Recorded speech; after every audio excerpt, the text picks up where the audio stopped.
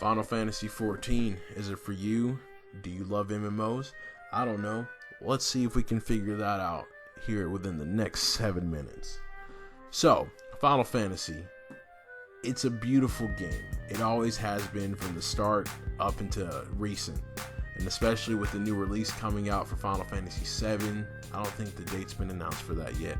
But then we also have the expansion for Final Fantasy 14 coming out in a couple of days. So I thought it would be perfect to go over the major points on this game and see if you should get it if you're on the fence for the game.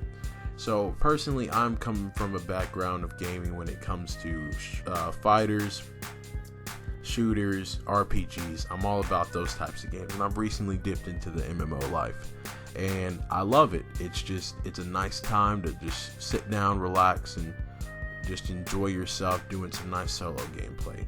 But before we even talk about the gameplay, I just want to talk about the display real quick, because I know that was the biggest thing for me when I got into this game. I noticed that there was stuff all over the screen, but I also play on PlayStation. So with this, it's actually really easy to get things set up. So everything can be brought by you by doing the touchpad. And you can easily just get rid of the clutter by hitting the touchpad, hovering over it, and hitting circle, so it cleans it up. It's actually quite clean for this hot mess that I have on the screen for you, but it should show you justice towards the end of the video. I have some other footage of me playing, and I don't have it as cluttered. But other than that, it's pretty nice. So the lock-on system is actually pretty easy. You just tap X looking at someone, and then you can use the D-pad to switch over. And with that, the gameplay and the fighting mechanics are actually really nice. So you have automatic attacks, which you can turn off if you want. And then, as you can see on the bottom right, the mid right of the screen, where you see the timers going, that's my special abilities, and you have it on rotation, which really maximizes your damage, which I think is actually really good, and it's really inclusive to make you pay attention to the combat. It makes you think where the arrows are on the little circles below the enemies. That's where your position or your positioning is going to be. And depending on what class you are, depends on what abilities will make you stand in certain positions. But overall, I think the mechanics for fighting is really, really good. It's patient. It's nothing crazy, but it's really good for this MMO. And so now we can talk about how the game looks. I think it looks amazing, especially for when it came out and how it's kept up and how it's going to keep going. It just looks beautiful. You can see there's even the smallest of details for such a wide, vast game. It's just all around, I'd say at least a decent 5 out of 6 for how it looks. And then now for story, the story is kind of a little slow in the beginning, but it usually picks up. And throughout the game, like after this cut right here, you have a bunch of different type of side missions and whatnot.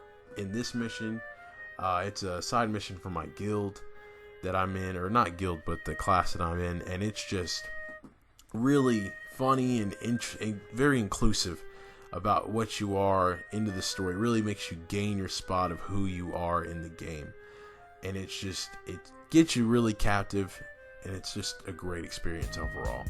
Now I want to talk about the dungeon mechanic in the game. It's usually about a 4-man squad for regular dungeons, and then raids, I think it goes up to 8.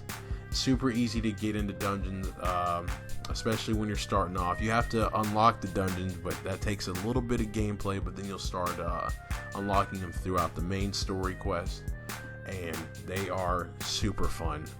Honestly, if I've had a long day and don't really want to play anything, I'll just turn on the game, I'll get in the waiting list for a random dungeon, and then I just play the dungeon, because that's just it's just super fun.